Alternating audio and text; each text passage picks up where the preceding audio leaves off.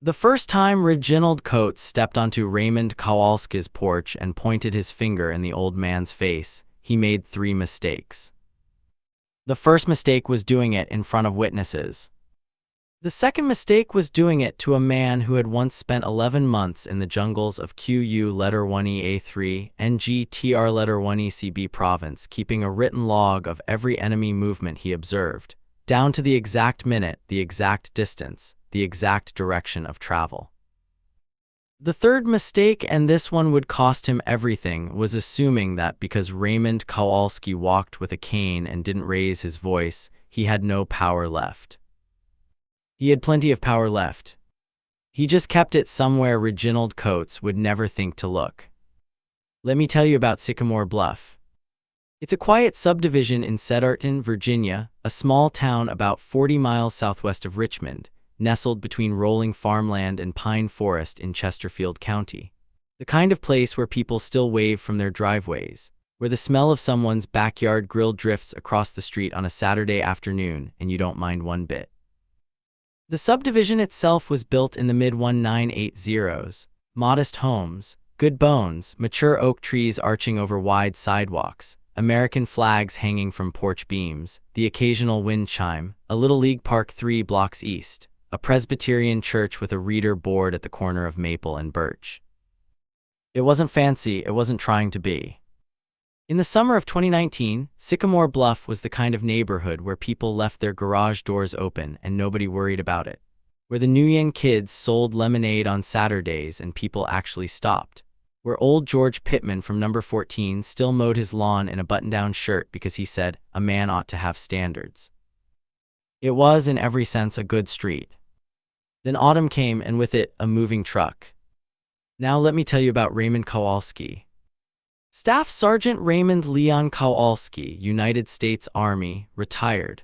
Born October 3, 1949, in Hamtramck, Michigan, to a Polish-American steelworker and a woman who made the best pierogi in Wayne County and never let anyone forget it.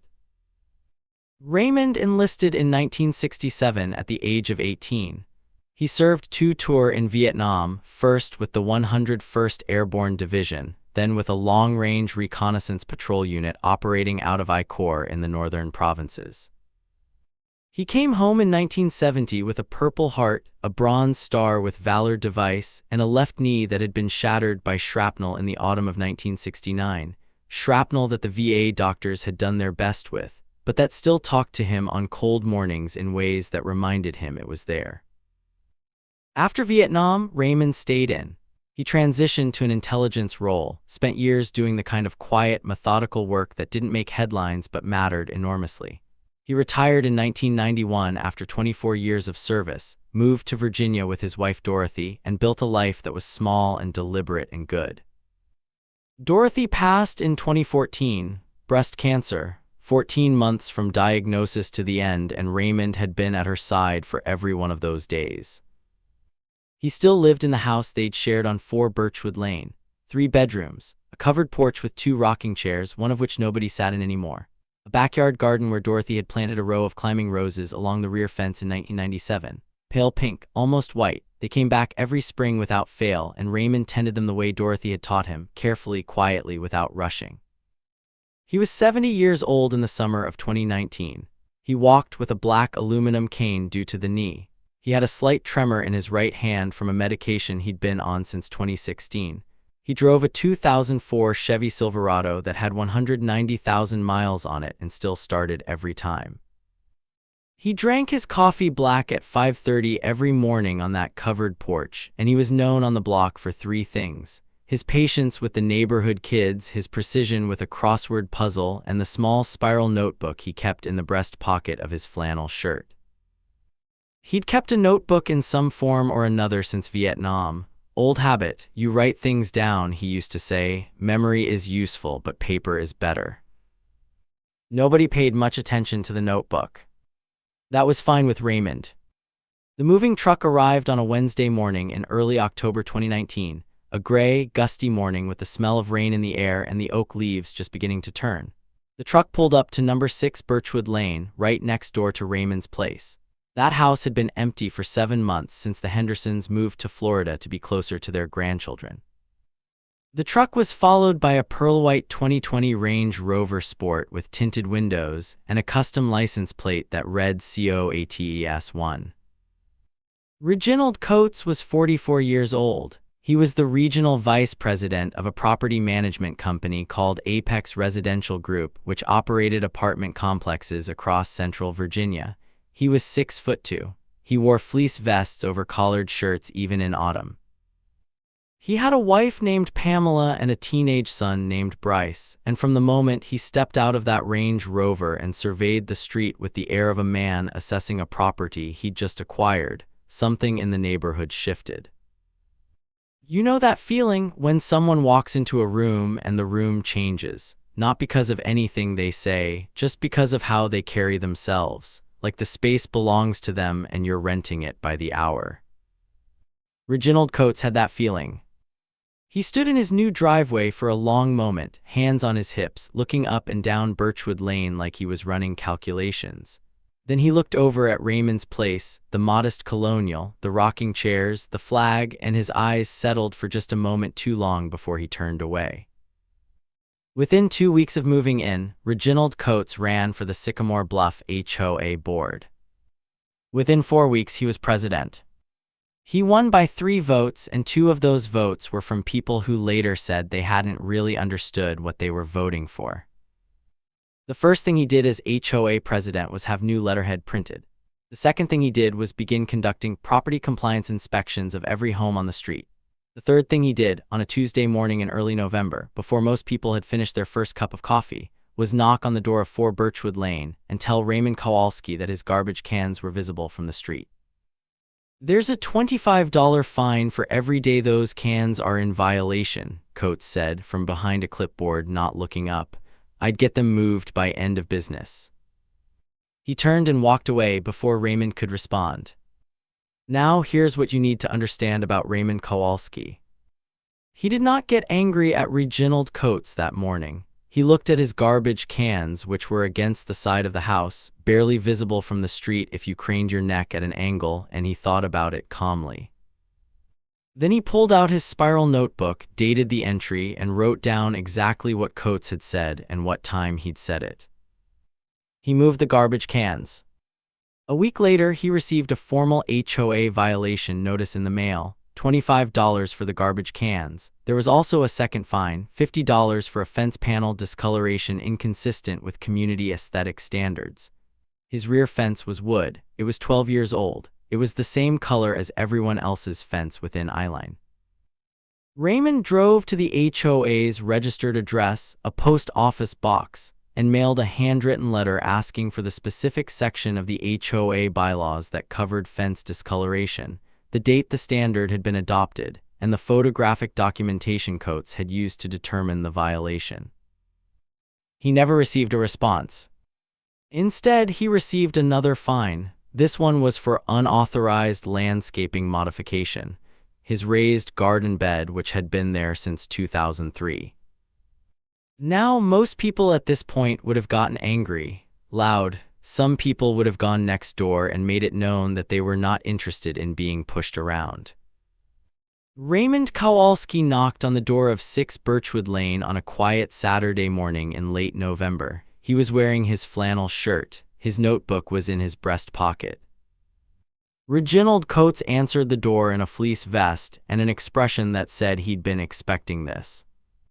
"Raymond," he said, even though Raymond had never told him his first name.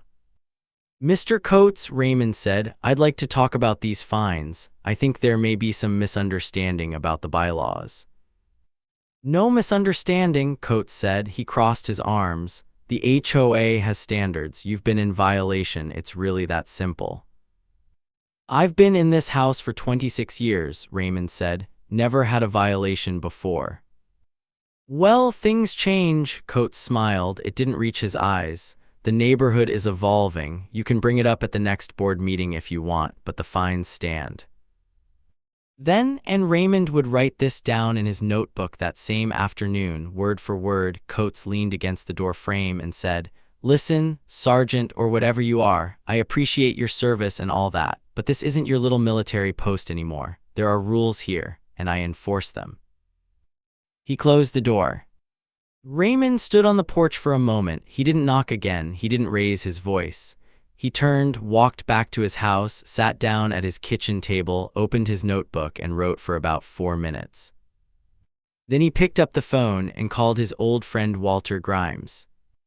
"Now let me pause here and ask you something. Have you ever tried to be reasonable with someone who had absolutely no interest in being reasonable? Someone who mistook your patience for weakness, your quietness for surrender? Drop a comment below and tell me what happened, because I suspect a lot of you know exactly how Raymond felt standing on that porch." But what happened next, most people on Birchwood Lane never saw coming. Through the winter of 2019 into the spring of 2020, Reginald Coates found his rhythm. He issued fines across the neighborhood. The Nuyens got one for a basketball hoop in the driveway. Old George Pittman got one for a faded welcome mat. But the bulk of his attention stayed focused on 4 Birchwood Lane. By March of 2020, Raymond had accumulated $1,240 in HOA fines for his garbage cans, for his garden bed, for a downspout extension that Coates claimed violated drainage regulations, for holiday decorations left up 2 days past the permitted removal window, for a flagpole that Coates alleged exceeded the maximum permitted height by 4 inches, even though it was the same pole Raymond had installed in 1995 and which was clearly within allowance under any reasonable measurement. Each fine came on official HOA letterhead, signed by Reginald Coates, president. And each one was logged in Raymond's notebook. Date, amount, stated violation, his own measurement or observation, any witnesses present. In February 2020, someone threw a bag of garbage over Raymond's rear fence into his yard. No proof it was Coates. Raymond noted it in his notebook with the date and time he discovered it. He also quietly went to the hardware store and bought 3 additional security cameras. He'd installed his first 2 in November. By the end of February, he had 5, covering every approach to his property, his driveway, his rear yard, and the shared fence line with number 6.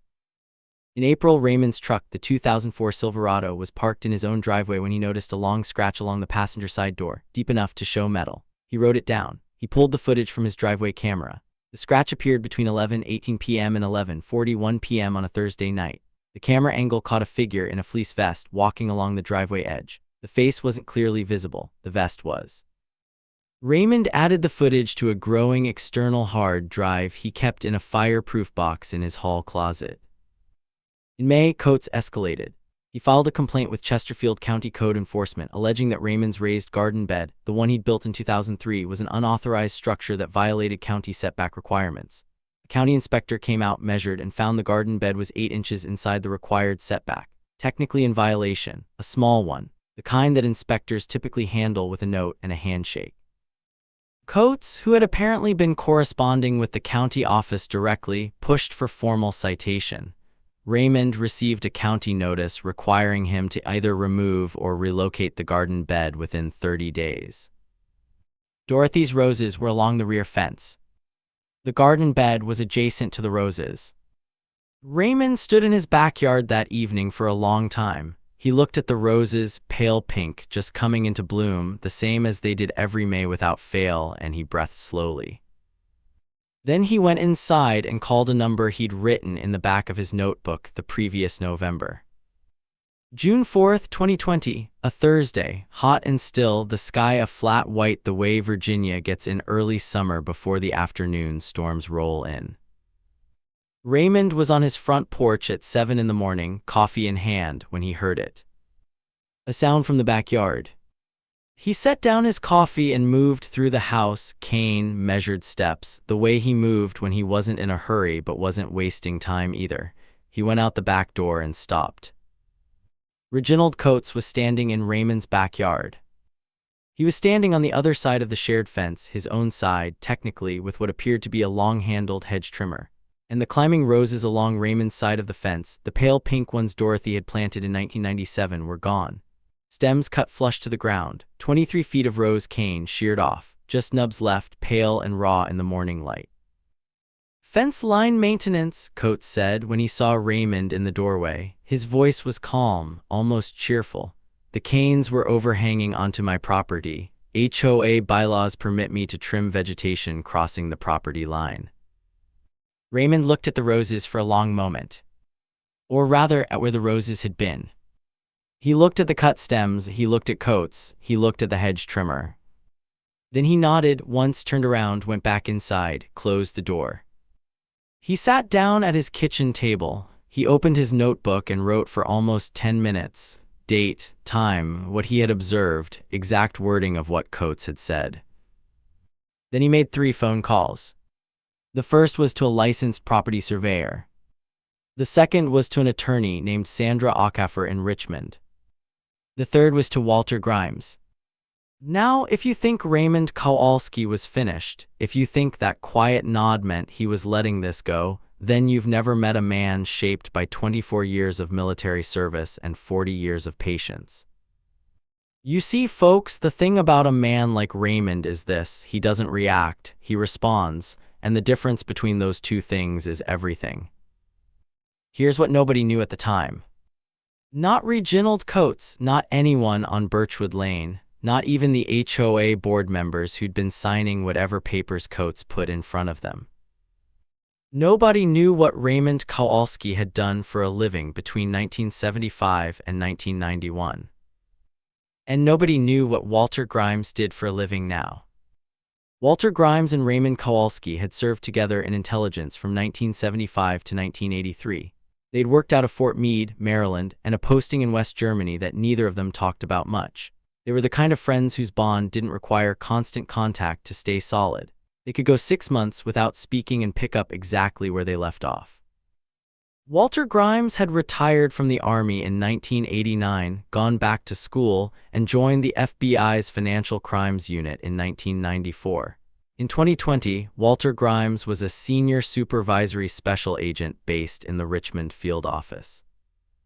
Raymond had called Walter in November not to ask for a favor but to ask for a question answered. Do you know anything about Apex Residential Group? Walter had been quiet on the phone for a moment. Then he'd said, "Where did you come across that name, Ray?" That was the moment Raymond Kowalski understood that his new neighbor was not simply an arrogant man with a clipboard. Here's what had been developing, quietly, long before Reginald Coates ever moved to Sycamore Bluff. The FBI's Richmond field office, in coordination with the Virginia Attorney General's office, had been conducting a financial crimes investigation into Apex Residential Group since 2018. The investigation, case file sealed at the time, centered on allegations of systematic tenant deposit fraud, fraudulent property inspection reporting to secure inflated insurance payouts, and a wire fraud scheme involving falsified maintenance contracts paid out to shell companies that Coates himself controlled. The investigation had been slow because Coates was meticulous. He kept clean books at the surface level. The shell companies were registered in Delaware and were difficult to trace. He'd been doing it long enough that the pattern had become ordinary looking. But Walter Grimes's team had been building the case quietly, thread by thread. And now here was Reginald Coates, living next door to a retired Army intelligence staff sergeant with 24 years of experience observing, documenting, and analyzing patterns of behavior. A man who kept a dated notebook in his breast pocket and had 5 security cameras on his property. Raymond told Walter about the finds, the scratch on the truck, the footage, the rose bushes. Walter listened. Then he said, "Ray, I need you to do something for me. Keep doing exactly what you're doing. Don't stop documenting. Don't confront him. Don't give him any reason to change his behavior or get nervous. Can you do that?" "I've been doing it since November," Raymond said. Walter was quiet for a moment. "Yeah," he said, "I know you have." Meanwhile, and this is the part that would make Reginald Coates physically ill when he eventually learned it, Raymond had also hired a licensed property surveyor. The surveyor completed his assessment on June 12, 2020. The results were interesting. The fence line between 4 and 6 Birchwood Lane had been installed in 1988. Over the decades, through settling, a heavy snowfall in 2003, and a repair done improperly by a previous owner of number 6, the fence had shifted. It had shifted 16 inches onto Raymond's property. 16 inches. which meant that when Reginald Coates had stood in what he believed was his yard and cut those roses down with his hedge trimmer, he had been standing on Raymond Kowalski's property. Every inch of it. Attorney Sandra Acaffer filed the survey with Chesterfield County on June 19, 2020. Then she filed a civil claim. Now let me pause here and ask you something. Have you ever watched a situation where someone was absolutely convinced they had all the power and then slowly started to realize they had none? Where the ground beneath them was already gone, they just hadn't looked down yet? Tell me in the comments. Because what was coming for Reginald Coates, he never once saw it. Tuesday, July 14, 2020. The morning came in soft and gray over Cedarton, Virginia, a low mist hanging over the subdivision the way it does in summer after a night of rain. The oak trees still dripped. The gutters ran quietly. Birchwood Lane was silent at 7:15 in the morning.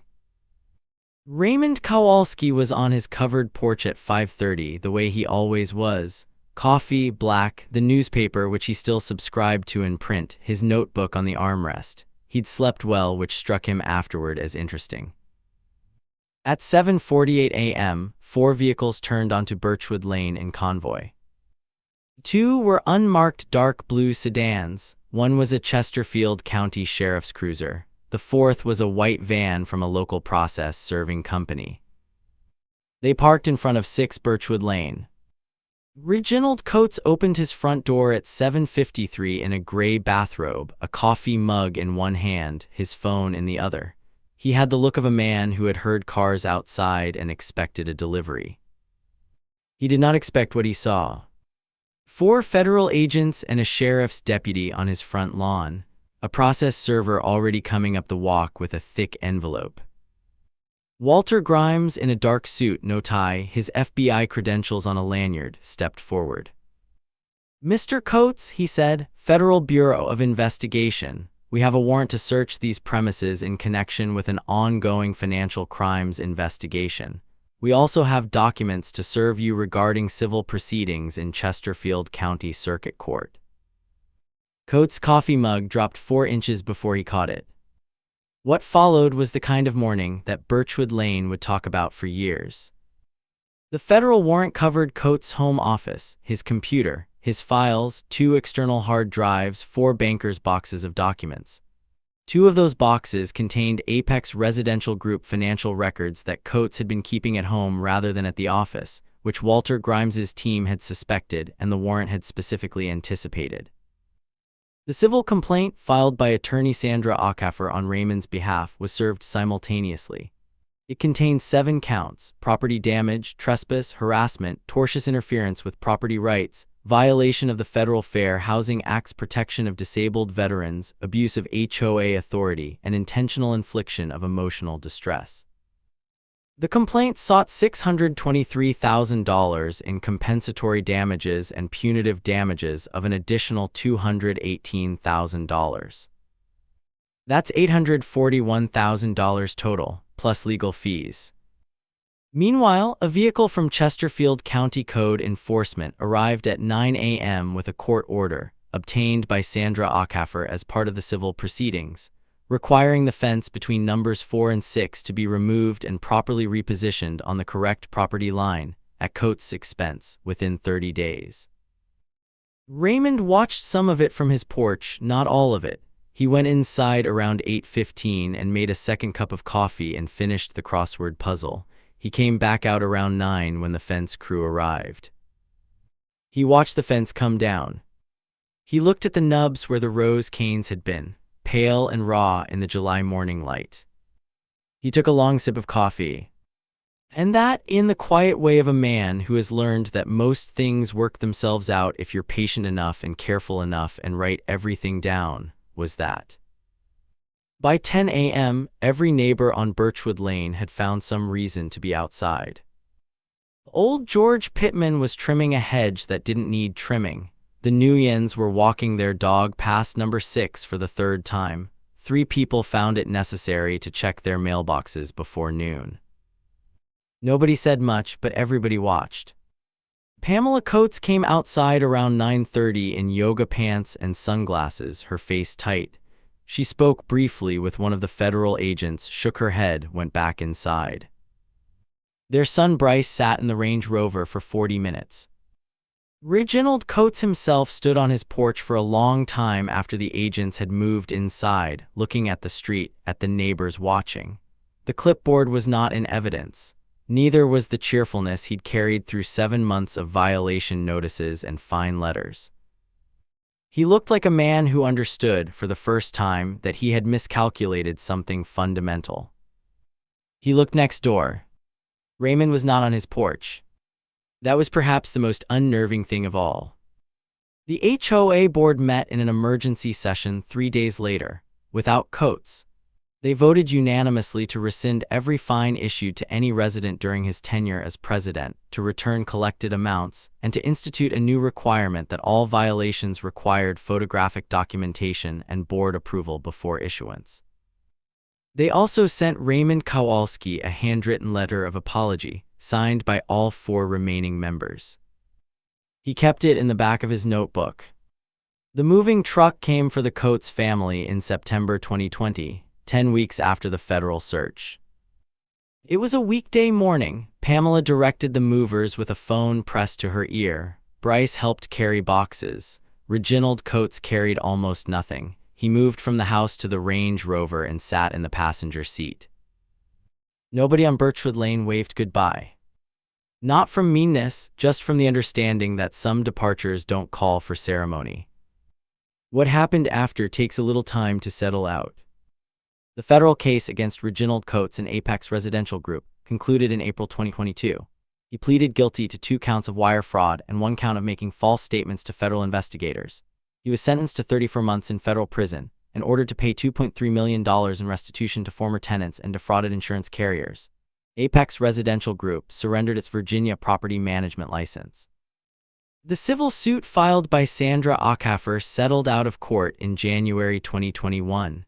The amount was sealed by agreement, but Sandra, who told this story to a colleague who told it to someone else, confirmed it was north of the original claim.